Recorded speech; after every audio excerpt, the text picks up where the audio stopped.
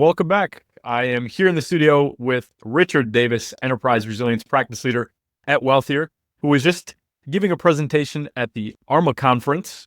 Rich, how was the conference? Jacob, great to be here again. The ARMA New York Metro Confirmed Conference held at the New York Life Building in Manhattan was fantastic.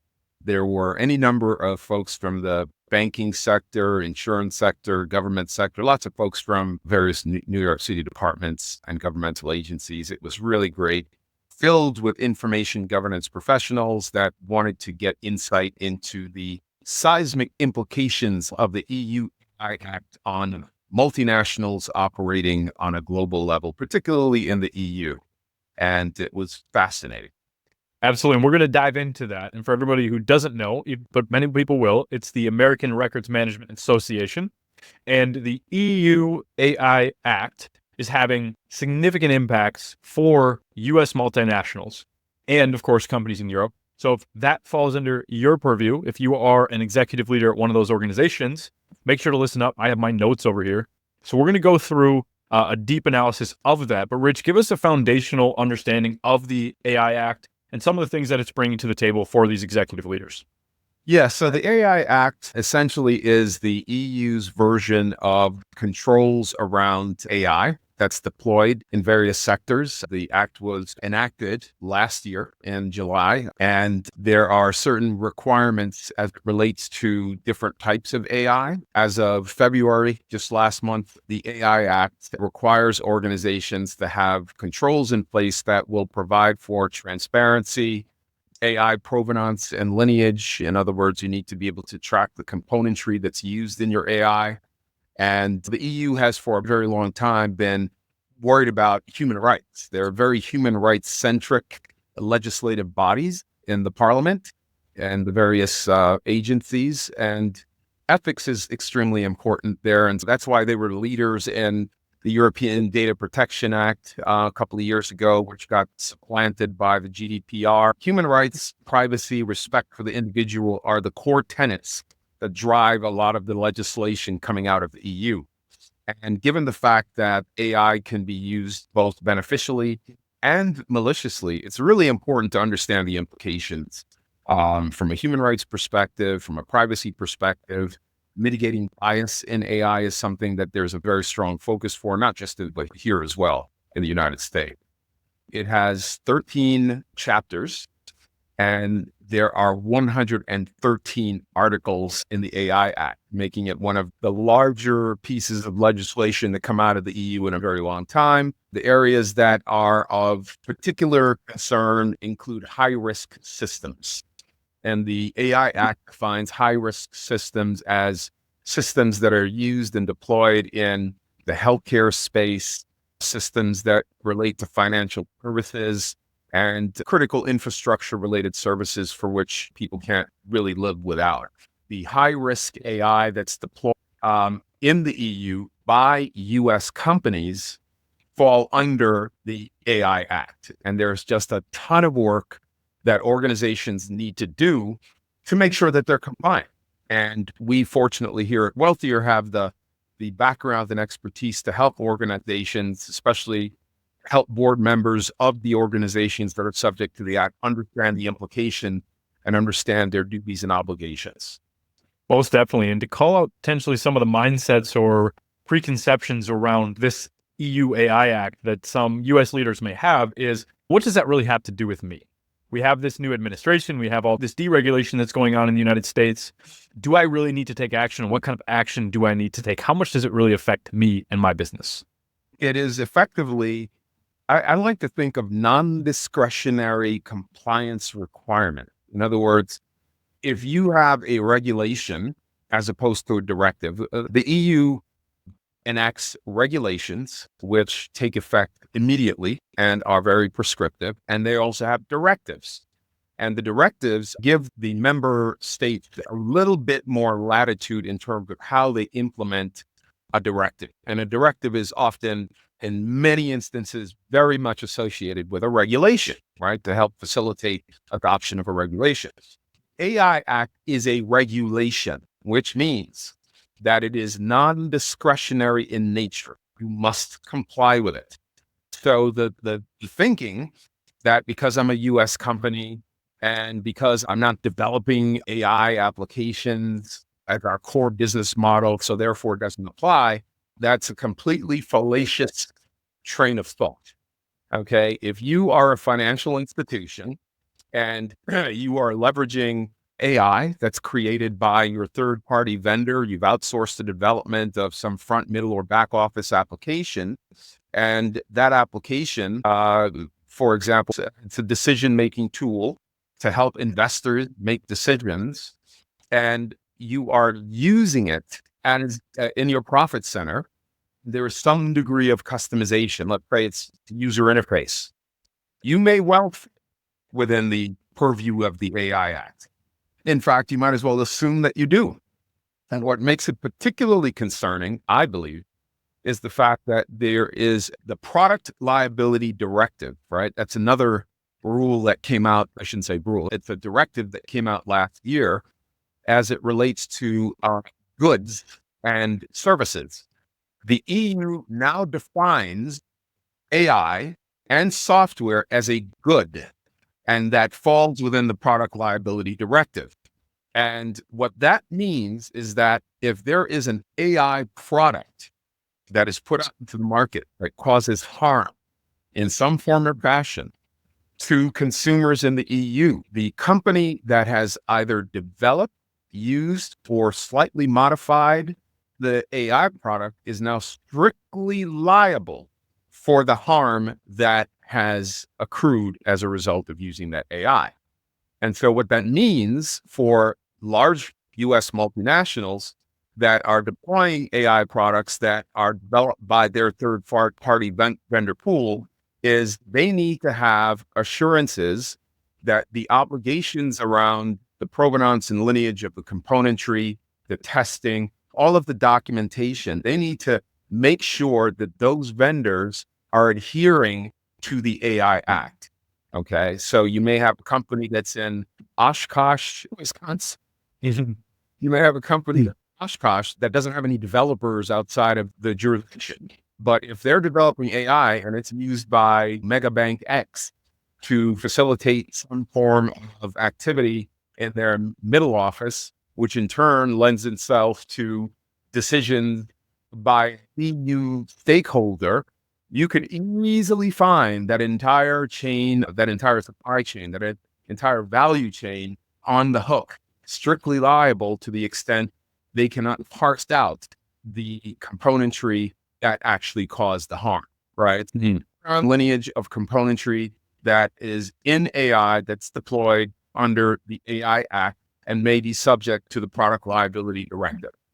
So in essence, unless you plan to stop doing business in Europe, you should have a thorough analysis of this done, where your company stands. And the biggest challenge for a lot of organizations is not the enterprise resources that they're leveraging that are within the enterprise.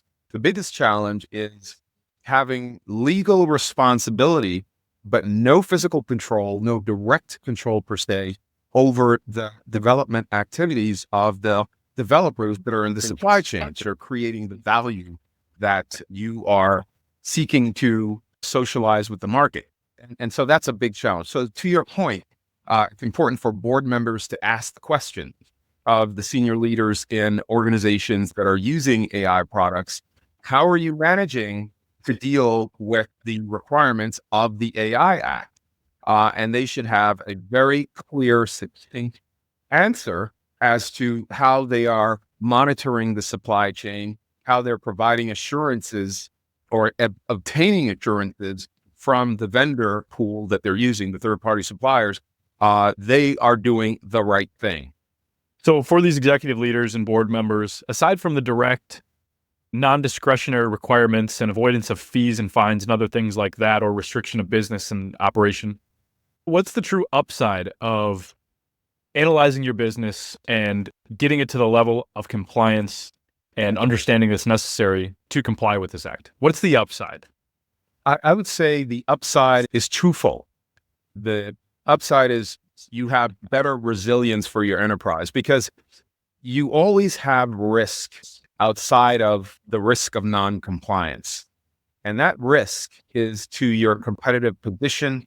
The risk is to your reputation, because once your reputation is damaged, if you are promoting the notion that you are a source of incredibly valuable, accurate information, and for whatever reason, there is some adulteration of the training set that results in a bad decision that causes a loss of a lot of money to your stakeholders, investors, and your customers, your reputation will take a hit. And there's no worse hit for an organization to take than, hey, our stuff really wasn't well vetted. It wasn't secure. That reputational hit is a business type hit.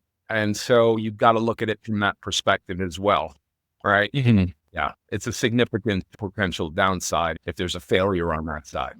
Avoidance of the downside maintains the proper upside in the business. Yes, exactly. Market goodwill, right? If you take a hit because of some event associated with a harm caused to your customer base, that hit will have a competitive effect. You have competitors in the market. And so to the extent that you do have better policies, procedures, you can extol the virtues of your having done so to your market, and you can mitigate the risk that some type of harm that is associated with a lack of those controls, you can mitigate that risk in a way that's clear and direct. You turn it into a value proposition, basically. And this act is already in place. What companies have you seen doing things right? And what are some examples where there have been the product liability and other implications and things that were now taken against these companies in a negative way?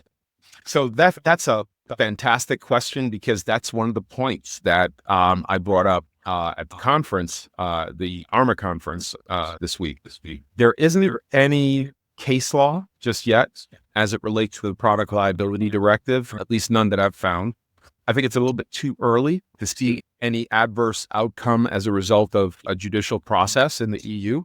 As it relates to the AI Act, terribly surprising that because of the recency of the act, a lot of people weren't terribly familiar with many aspects. Exactly.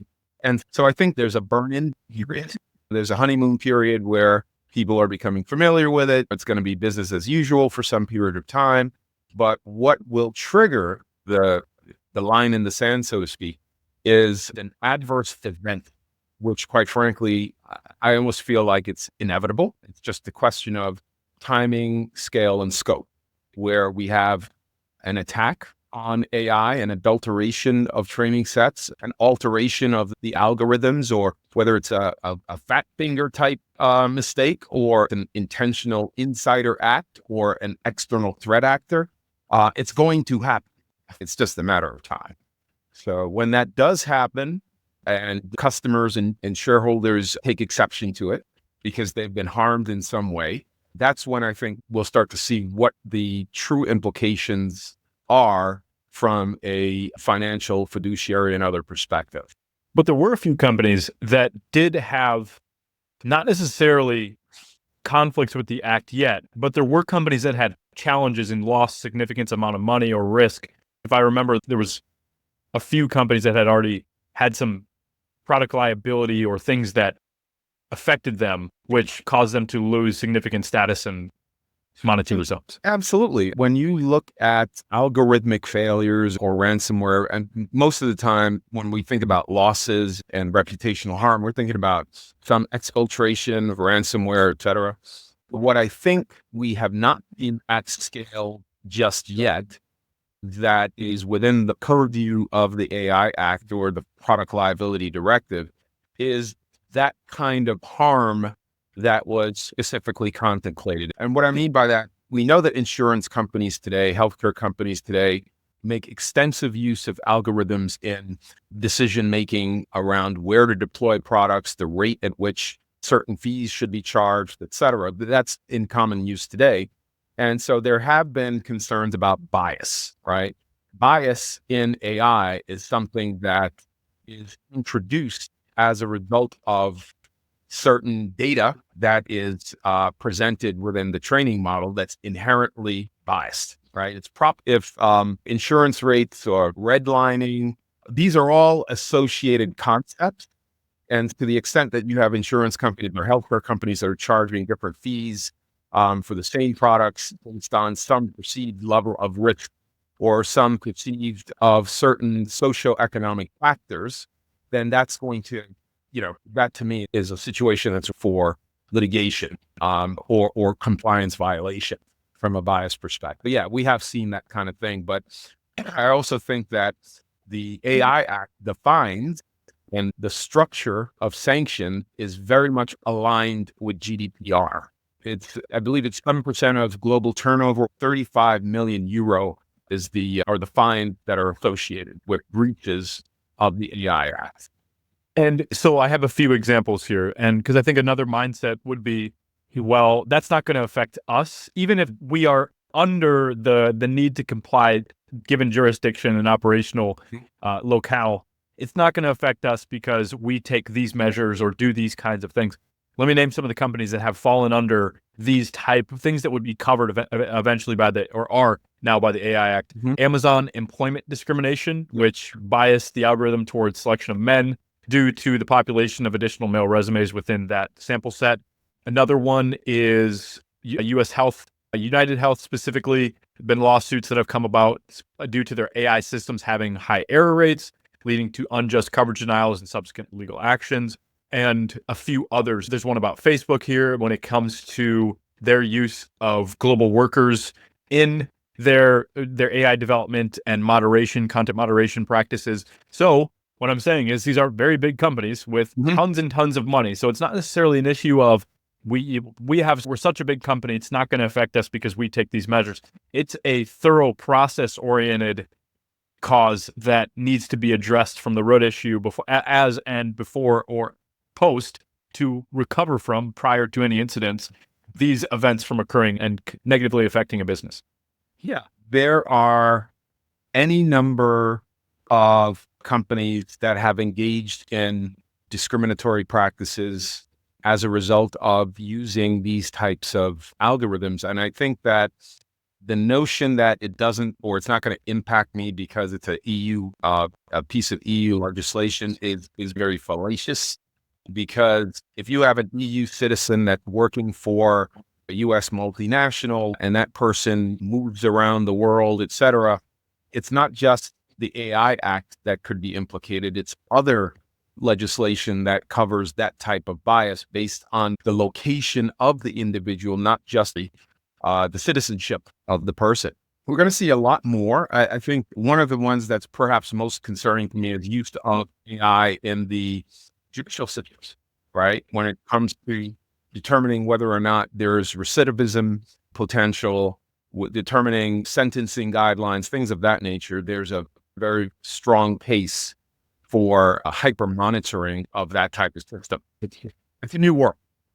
It's a new world. But I think that the key point for organizations under the AI Act is really that the board should be informed, especially the board. It's got to come from the top down. The board members do need to understand this stuff because the mere mention, the mere discussion at the C-suite level will ensure that the proper things are done. If you have line of sight as a board member to the obligations and risks, you can ask the right questions to ensure that you're getting the right information from the C-suite and from the vendor pool that's out there. Right. So the question, there's a few. You mentioned the parallel with GDPR, which I think is important because I remember right when GDPR was passed, this was when I was really getting into my career in tech and business. I thought it's going to maybe be a few years, it'll be done. Companies will comply. But obviously today, companies are still spending millions and millions of dollars making sure that they remain compliant and they persist in the compliance towards GDPR. And so a parallel with the AI Act is imagine all the new AI systems that are going to be developed. Imagine all the different AI tools. The ecosystem, the vendor ecosystem is absolutely massive when it comes to point solutions specifically for AI. So for companies and enterprises that are seeking to say, let's leverage that solution, you're now dramatically expanding that third-party liability risk. To use a statistic here, I believe there were 20,000. I'd have to go look back at the data. It was a staggering number of new applications of AI applications that are coming out every single day. Yes. Due to the fact that by being able to use Claude or Cursor or ChatGPT or a variety of all those large language models to generate code and to build projects and apps, it's absolutely ridiculous how many new apps are coming out. And if you realize that the majority of those apps are being programmed by artificial intelligence, which have a code acceptance rate of around 52 to 56%, but it does work. So let's say in an enterprise environment, it's around 52 to 56% code acceptance rate as of today. But there's a lot of these new innovators who don't have deeply technical backgrounds. They don't follow the rigor that's associated with enterprise tech to win those jobs, to work at a Google or a Meta or an Amazon. There's an immense amount of rigor, but less so to build a really good product nowadays that can be utilized by an enterprise, especially if they look at and they're factoring in costs. All of a sudden, we're paying $60,000 a year for this enterprise tool, but now we can get it through this AI provider for $6,000 because they just created a new version of it that's more point solution focused and we want to get it into our ecosystem. That conversation's happening every day all over the world. Mm-hmm. And so there's an expansion of complication that's occurring specifically to that. So I can see the prescience of this act and the necessity of it. And then, of course, again, you talk about the internal innovation that's happening within these organizations and their own pipelines that are generating these things. But the real question I have is here, and you mentioned some of it is, what can I do as a CXO or a board member about this? What is my best action that I can take today? What should we be looking to do over the next 3-6 months to get our production and procurement system in line? And then I would also ask a good question here about budgeting and what real adoption looks like for an enterprise, making sure that they're compliant with this act to continue business operations. Yeah. So I love the question because the simple fact of the matter is that when you look at the requirement to do the assurance, to provide the assurance, and basically that's what we're talking about here. We're talking about assurance that there is transparency in AI models. We're talking about provenance and lineage management to be able to establish that the organization did the best that it could as it related to the iterative testing to ensure that they're compliant with various copyright laws and things of that nature, because copyright is a huge issue in the AI world, in the LM world. So the question is, what can board members do? I think foundationally, it means that they should understand at a minimum what the software development lifecycle consists of. It's applicable to every single piece of software that's used within the enterprise, whether it's desktop productivity, it's operational in nature, whether it's databases, whatever it happens to be. The SDLC is a standard concept. It's a standard framework. It's almost like learning how to conjugate verbs. And so there are various phases of the SDLC that involve testing and the preservation of artifacts associated with software. This foundational concept is extended to AI. AI is, for the most part, an amalgam of software and data, and it comes together along with systems, along with hardware to be AI, right? But at the end of the day, there are certain foundational assurance processes, testing. Understand the testing regimen and methods that are used to mitigate bias. I would say that's the number one thing that a senior level board director should understand. That's one of the highest areas of risk with AI. We've seen it consistently with some of the cases that you mentioned previously. Bias happens to be the thing that they should understand is most likely to present challenges to the organization, the most difficult thing to eliminate. Bias is a propagation of the mindset of the individuals creating AI. And how do you look out for it? How do you measure it? How do you mitigate against it? Those are the things. If there was one thing that I would advise a board member to do, it's understand the nature of bias in AI, because the other risks flow from the processes that are used to mitigate bias. Okay. And I would highly recommend scheduling time with us. We'll be happy to come in. Yeah, I got to put this plug in there. We'd be happy to come in and give a lunch and learn to help simplify the understanding of AI, the different types of AI, the risk behind AI, and the basic fundamental things organizations that they are board members of should be doing to mitigate those risks. Most definitely. We'll include a link to schedule that down below. And what about the question on budgeting?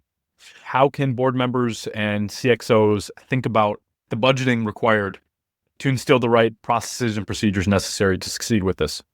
When you look at controls that an organization has, you have fiscal controls, you have cybersecurity controls, you have different types of controls that are implemented within the enterprise. And so AI governance is pretty much an extension of those controls. So if there's a control management framework and there's already existing historical budgetary information for that particular organization, and obviously everybody in different sectors is going to have different needs, different controls, be subject to regulations, et cetera. But I would start there. I would start by looking at the existing governance spend, the governance risk and compliance spend, and ensuring that certain new capabilities can help mitigate the risk of vulnerabilities in AI, bias in AI. Those are the two areas really, but the easier I think for a board member to grasp and digest, get their arms around is bias in AI, but vulnerabilities is an area of governance. So I would say that based on my experience, having worked in large enterprises in governance risk and compliance capacities, it may have a short-term higher impact, which is going to be more of a sunk cost over the next 2 to 3 years. I would see perhaps an increase of spend in that regard, 10 to 15%. A lot of that's going to be sunk cost because once you get operationalized from your tooling and from your administrative control and your technical control perspective, it's going to be a lot smoother and easier. There's always a sunk upfront cost whenever you're innovating or implementing a new framework, new technology, new methodologies, new oversight, et cetera. Excellent. So definitely board members, CXOs listening to this, reach out to us. We'll drop a link down below. You can schedule a lunch and learn with Rich and I, and perhaps other members of our team. And Rich, what is your main priority looking into this in 2025, 2026? How will this influence companies that are properly compliant to succeed in the year coming? My priorities are really around looking at the disruptive tech stack that's a part of our 360 Cyber GRC platform. There is componentry that's being introduced into the Resilience 360 tech stacks that helps facilitate some of the governance requirements. Those technologies are relatively new technologies, and we're testing to ensure that there's compliance, that the promise of that which we put out there into the marketplace works. So my priority is really looking at two areas, which is the legislative requirements, both domestically in the U.S. as well as in the EU and other jurisdictions. And then I'll be looking at the evolving threat landscape and the capabilities that are being developed. And when I say capabilities, I'm not talking about tools that you can just go out there and buy today. I'm talking about new disruptive capabilities that are being subjected to a very high degree of rigor, such that your procurement departments, and when I say your, I'm talking to the board members, the CXOs, et cetera, will have no issue with respect to the level of rigor that these have been subjected to, so that we can get into the enterprise and do some work with you, whether it's in your private cloud or public cloud, et cetera. So those are the two areas. Those are my priorities: evolving regulatory landscape, evolving threat landscape, and associated technologies to mitigate those threats. Fantastic. For all those listening, make sure to subscribe to this as well. We are going to stay top of mind with you across all the different topics in cybersecurity, helping you to stay educated at the top of your game. So from Wealthier, Jacob Vandersteen and Richard Davis, we are signing off. We'll see you in the next one. Pleasure, Jacob. Pleasure as always.